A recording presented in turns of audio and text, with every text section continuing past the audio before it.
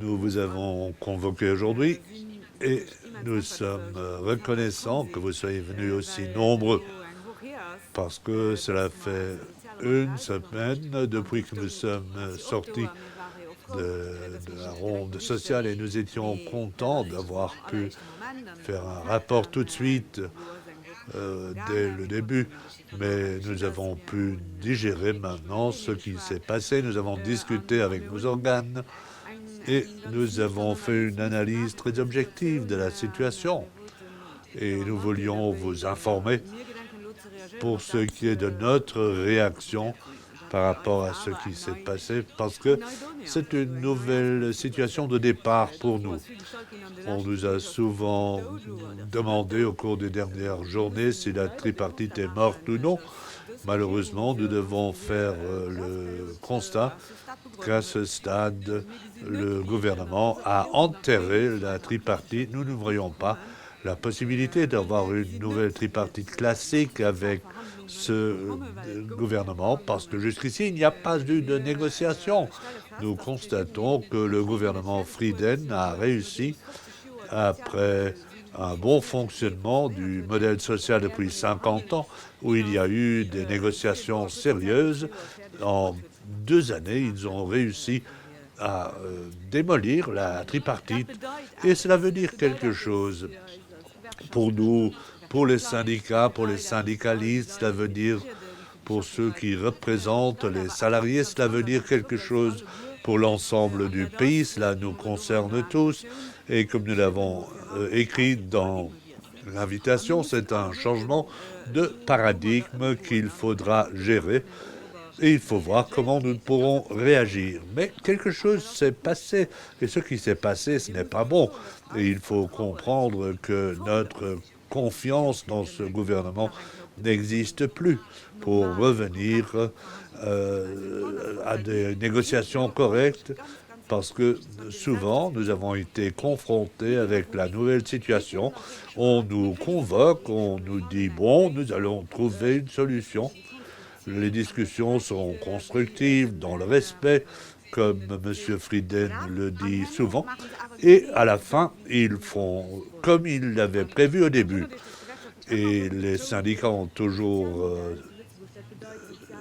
insisté pour dire que pour nous, le dialogue social, ce sont des négociations. Et le Premier ministre Luc Frieden et son gouvernement avaient des difficultés avec cela. Même pour utiliser le terme négociation, nous avons dû nous battre pour dire que ce sont des négociations avec les partenaires sociaux et le gouvernement. Et c'est ce qui caractérise le modèle luxembourgeois. Et tout cela a été confirmé. Le gouvernement a fini par interrompre les négociations et par dire nous allons faire comme nous l'avons prévu. C'est en contradiction avec le modèle social luxembourgeois que nous connaissons. Il faut le savoir. Et dès le début, nous avons dit c'est une nouvelle forme, un nouveau style de gouvernement. Et nous avons toujours été confirmés, et c'est un style que nous n'avons pas connu à Luxembourg. Parce que souvent, nous avons eu des différends avec le gouvernement, avec les ministres, nous le savons. Nous avons souvent eu des discussions très dures, mais ce qui s'est passé maintenant, nous ne l'avons jamais encore connu à Luxembourg. Mais nous connaissons cela dans d'autres pays, et c'est quelque chose qui a toujours provoqué un échec dans les autres pays. Et c'est quelque chose que nous avons surtout observé en France au cours des dernières années. Et nous voyons à quoi cela mène. Et ce n'est pas bon si un chef d'État décide sans parler avec les gens, sans parler avec les syndicats. Cela mène à de mauvaises négociations, à de mauvaises conclusions. Lorsque, par exemple, les syndicats doivent mobiliser, ce n'est pas le modèle que nous voulons et que nous envisageons. Et pour cette raison, nous devons continuer avec l'Union des syndicats OGBL et CGB. Nous devons réfléchir et essayer de voir comment ça va continuer. Et à un niveau pratique, au début, bon, cela veut dire que le gouvernement a pris des décisions qui seront mises en pratique et il y aura des amendements. Et maintenant, pour les contenus qui ont été décidés dans les négociations. Bon, tout d'abord, il y a le dossier des pensions. Maintenant, nous devons être satisfaits parce que rien ne se passe avec les conventions collectives, avec beaucoup d'engagement, avec beaucoup de pression. Nous avons réussi à ce que le droit de négociation reste du côté des syndicats. Donc nous avons tout au plus réussi à préserver quelque chose. Nous n'avons pas parlé des nombreuses pistes que nous avons présentées, les nombreuses pistes que nous avons présentées au ministre du Travail pour avoir davantage de conventions collectives. Ce n'était pas un sujet. Nous sommes heureux d'avoir un statu quo. Et pour la directive européenne, le gouvernement espère qu'elle va disparaître. Et nous n'avons rien eu de plus que ce que nous avons toujours exigé, que ce que nous continuons à exiger. En Allemagne, ils sont en train de travailler sur une loi et nous ne faisons rien pour les conventions collectives. Bon, nous avons beaucoup dû nous battre pour garantir ou pour garder nos garanties. Pour le temps de travail, je voudrais rappeler que ce chapitre du programme de la coalition est le plus grave pour nous. C'est un programme néolibéral ultra flexibilisé pour le temps de travail et le catalogue de l'UEL est identique au programme de coalition. Et ce n'est pas très positif pour ces discussions, mais nous allons y revenir pour ce que nous allons faire pour le temps de travail. Bon, le travail dominical, c'est un autre sujet. Le travail dominical, c'était, bon, le gouvernement est venu dans la discussion sociale et a dit, à partir de 15 personnes dans une entreprise, il doit y avoir une convention collective pour passer à 8 heures. Nous avons dit, d'accord, bon, elle a fini par dire 49 personnes, et puis le gouvernement a dit, on va couper la poire en deux, et nous allons décider pour 30 personnes. C'est le résultat de toutes les négociations sociales sans base légale, sans aucune discussion. C'est 30 parce que c'était la moitié, parce que lui, elle avait demandé 50. Et si on dit à partir de 30 salariés, il y aura une obligation de négocier une convention collective, alors cela concerne moins de 7%. Alors vous comprenez pourquoi nous disons bon, donc cela concerne 125 entreprises d'après le Statec qui seront concernées et 1700 entreprises sont en dessous de 30. Bon, je ne veux pas enterrer trop longtemps.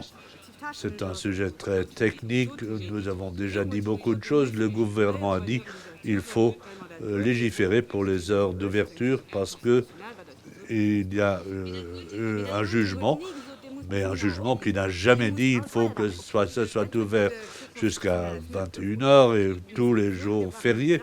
Nous avons dit qu'il faut une loi où tout est bien indiqué. Là, nous étions prêts, nous sommes allés très loin, nous avons fait des concessions pour montrer que nous étions prêts à négocier et nous avons fait des propositions qui ont même dit que nous étions prêts à ce que ce qui est de toute façon pratiqué aujourd'hui soit ancré dans la loi. Mais finalement, ils n'en ont pas voulu à la fin de la journée. Et maintenant, nous sommes quand même allés dans la direction d'une libéralisation totale. Je l'avais déjà dit à la presse, c'est une autre situation. Au mois de juillet, nous étions plus près d'un consensus, mais pendant ces 7 semaines, le patronat et l'UEL ont dû avoir beaucoup d'influence pour arriver à une libéralisation totale comme nous la connaissons actuellement. Je ne veux plus revenir pour dire ce que cela veut dire pour les gens qui travaillent dans le secteur. Ce n'est pas ce qui va sauver l'économie. Ça ne va pas sauver les consommateurs. Les gens ne voulaient pas de cela. Et nous ne voulions pas de cela. Et le dernier point, le plus important pour nous tous, c'est celui des pensions. Et là aussi, on peut dire, là aussi, je le rappelle, pendant la campagne électorale, les pensions n'étaient pas un sujet. Et puis le programme de coalition était très flou par rapport à la question des pensions. On a seulement parlé d'une consultation, puis il y a eu l'action Schweitzmat, et il y a eu un débâcle total dont le gouvernement a fait preuve, avec comme apothéose l'état de la nation, où tout le pays s'est demandé pourquoi est-ce que le Premier ministre a fait cette percée. Et maintenant, c'est la réforme qu'on nous propose. Ils ne vont pas assurer pour autant le système à plus long terme. Ce n'est pas bon pour les générations. Ce sont toujours les salariés qui vont supporter la charge la plus lourde.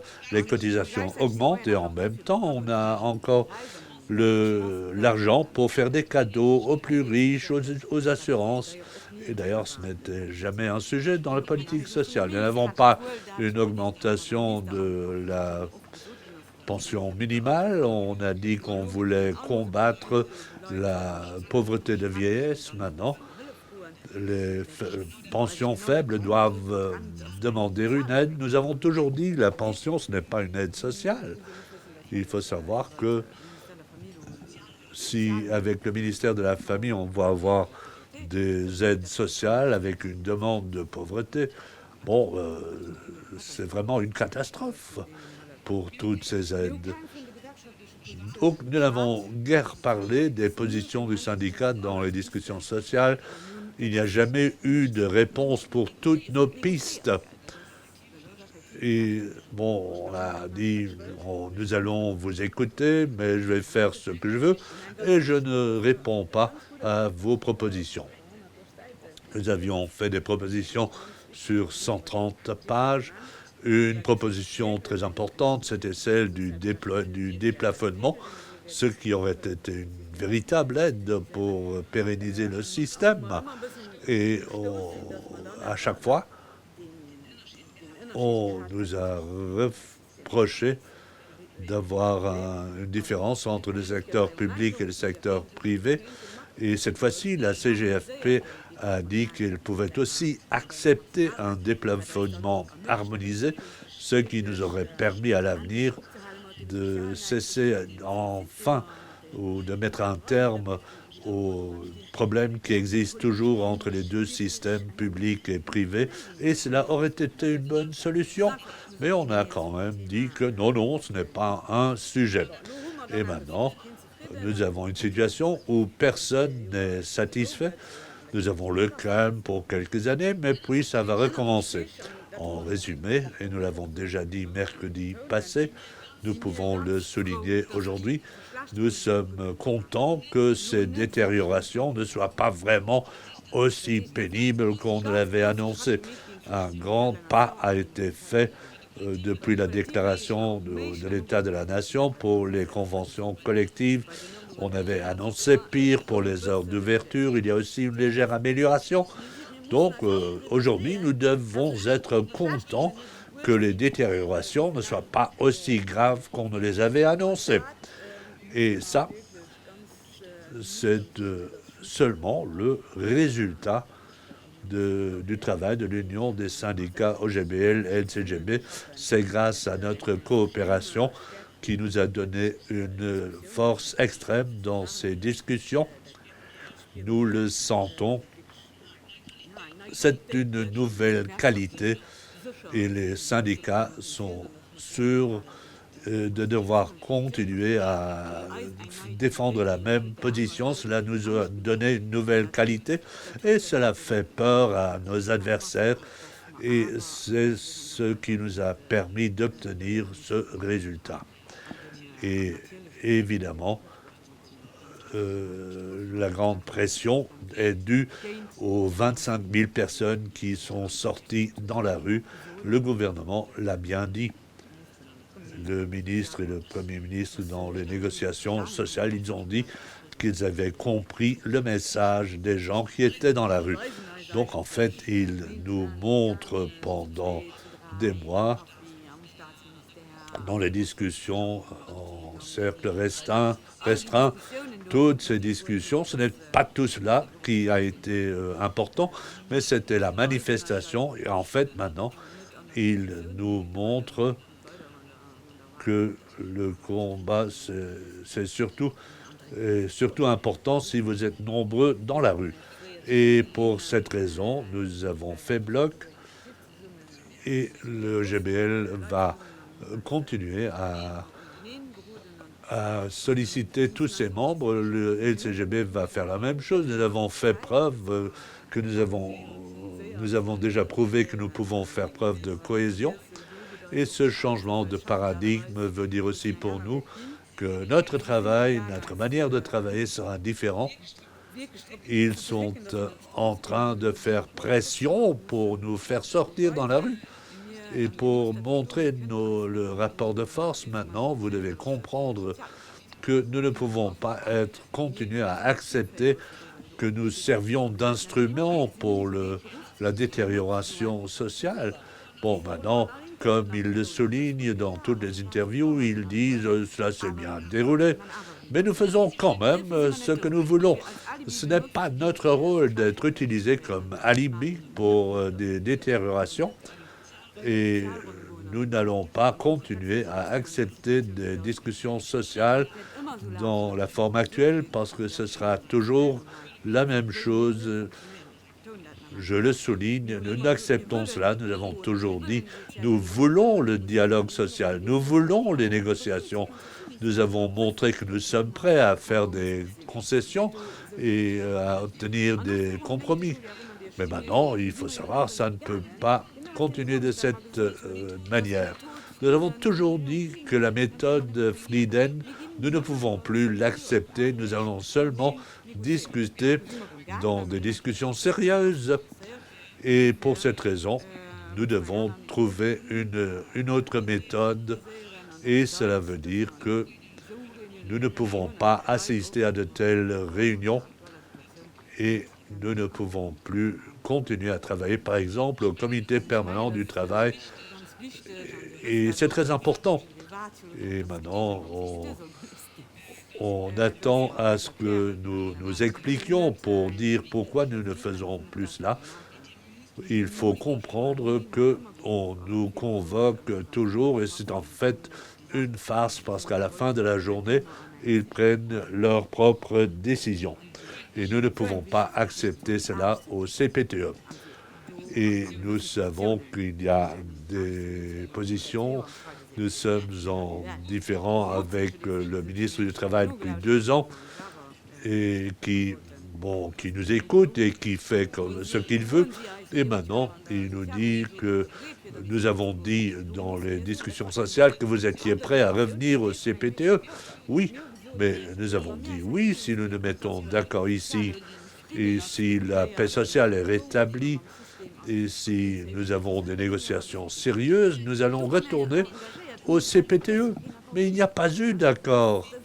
Et cette partie n'est pas venue, nous n'avons aucun accord et pour cette raison, nous ne pouvons pas y aller.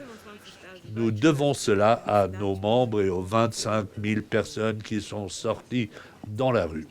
Et il faut savoir que pour le temps de travail, la situation est très grave. Mais cela ne veut pas dire que nous nous retirons, bien au contraire. Nous avons des arguments super étoffés pour le temps de travail. Nous avons tout un programme par rapport au temps de travail, par rapport à la réforme qui serait possible. Et nous aimerions les soumettre au ministre du Travail pour lui présenter tout cela, pour lui expliquer tout cela, pour mettre nos points sur la table. Nous avons des pistes, des revendications. C'est beaucoup. Ce sont des choses qui pourraient améliorer le temps de travail. Nous ne pouvons pas retourner dans une manifestation alibi. Et nous allons pour chaque sujet, pour tous les grands sujets politiques. Nous allons présenter des arguments étoffés. Nous allons en informer Luc Frieden. Nous allons beaucoup plus organiser aussi des conférences communes entre les syndicats pour expliquer nos dossiers et les soumettre au gouvernement. Nous allons contacter les groupes parlementaires et les informer sur notre programme. Et nous allons sans doute aussi nous attendre à ce que nous devrions nous retrouver de nouveau dans la rue pour le dossier de la réforme fiscale, par exemple, le temps de travail. Et il y a eu des discussions pour le droit du travail et nous réservons le droit de procéder à des actions syndicales pour tout ce qui ira dans la mauvaise direction. Et nous allons tout faire cela en commun. Et c'est un peu le message que nous voulions vous présenter aujourd'hui. Et Patrick Dury va continuer. Bon, nous déplaçons les micros.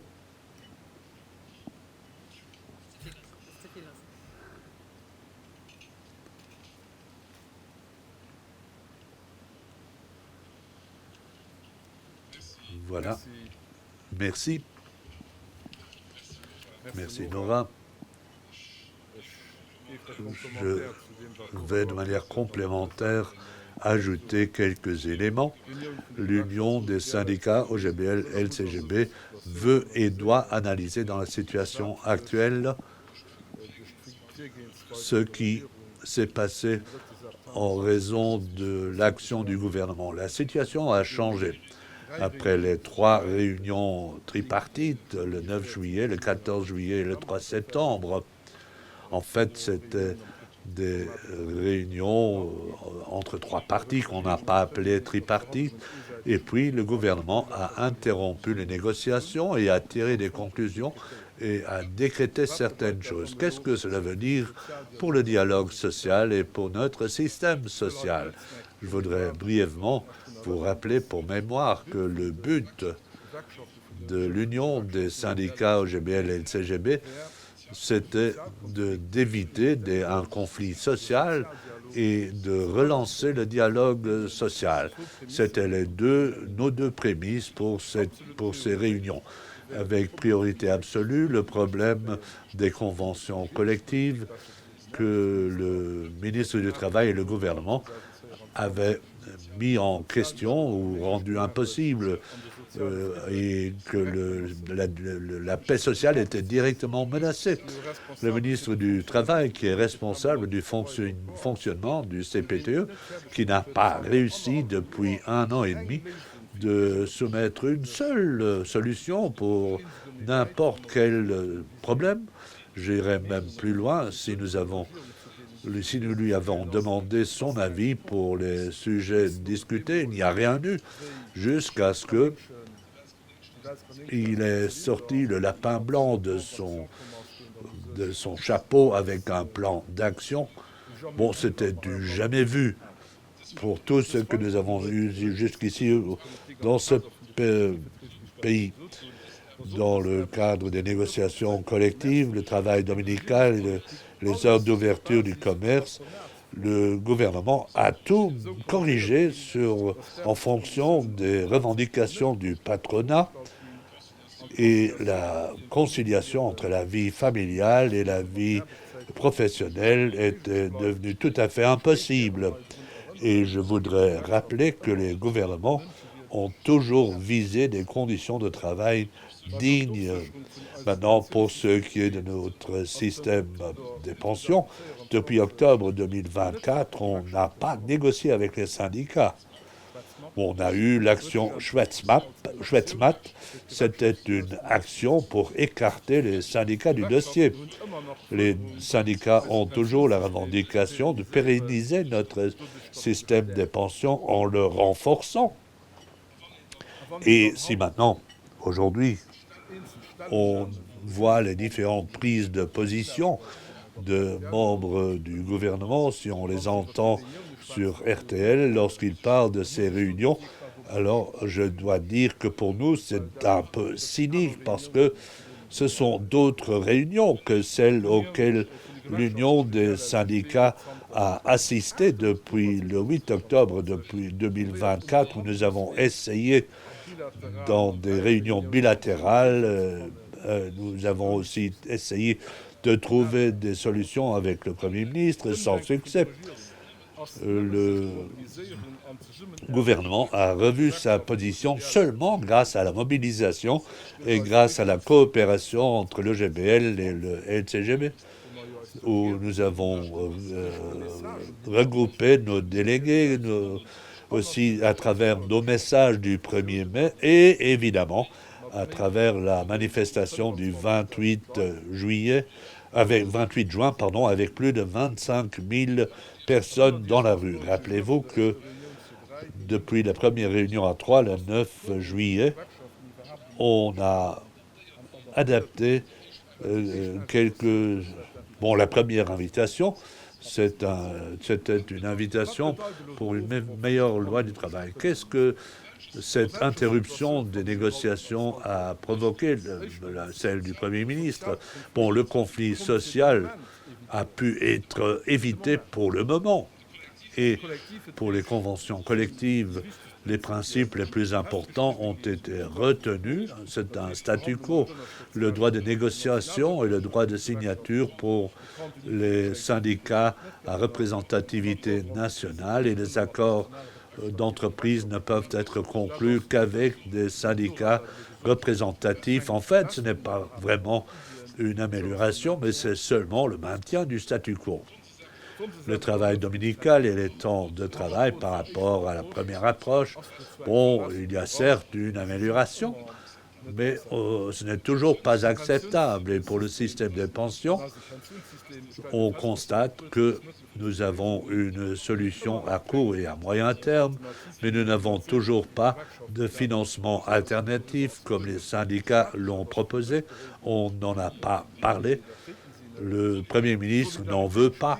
Et la solidarité, bon, l'augmentation des cotisations, c'est un élément solidaire où tous les salariés, les patrons et le budget public contribuent à financer le système des pensions. Un autre élément important pour nous, c'était l'assurance du principe des pensions avec 40 années de cotisation et la pré-retraite ajustement et le travail posté. Effectivement, ce sont des éléments minimaux que nous avons retrouvés dans cette discussion. Mais il y a aussi des éléments qui ne sont pas sociaux du tout, les pensions complémentaires, dans le sens des épaules larges. Ce sera utile pour les 5% des salariés qui sont au-dessus du plafond cotisable et aussi dans la fonction publique où les pensions plus élevées sont concernées. Mais ce n'est aucune aide pour le salarié normal qui ne pourra pas de cette manière augmenter ou améliorer sa pension. La pension minimale, cela doit être un élément de la lutte contre la pauvreté de vieillesse. Un plan de lutte contre la pauvreté, là, nous n'avons rien vu du tout. Après 2 années de discussion, les syndicats s'engagent ou se battent pour que ceux qui ont travaillé à Luxembourg, frontaliers ou résidents, qu'ils puissent obtenir la pension minimale par le biais de la caisse de pension, parce que l'augmentation de la pension minimale, ça c'est de la politique sociale. Et cela doit toujours figurer dans la caisse de pension, comme Nora l'a dit. C'est inacceptable que les salaires des frontaliers soient retirés parce que cela met le système de ce pays sous pression. Pour tout le monde du pays, cela doit être clair que le Premier ministre s'exprime contre la continuation des négociations et un possible accord, donc il s'engage pour une fin des négociations sans accord aussi, parce que vis-à-vis des patrons, il n'a pas réussi à s'imposer. Notre pays risque de se retrouver dans la plus grande instabilité depuis la dernière guerre.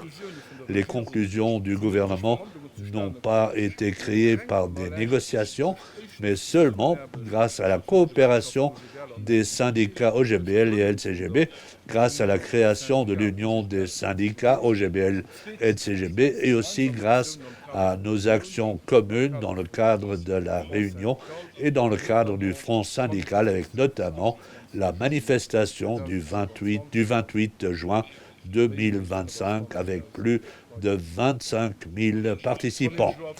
Maintenant, si les syndicats peuvent se réjouir d'un certain succès, c'est quand même extrêmement dangereux. Un deuxième élément, bon, est-ce que le dialogue social est relancé? Le contraire est vrai. Le modèle de la tripartite a été terminé le 30 septembre. Le changement bon, on a réalisé ce qui avait été annoncé.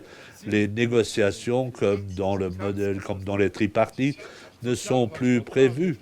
Les partenaires sociaux ne sont plus dans le droit de négocier avec le gouvernement, et donc l'union des syndicats doit changer sa manière de travailler.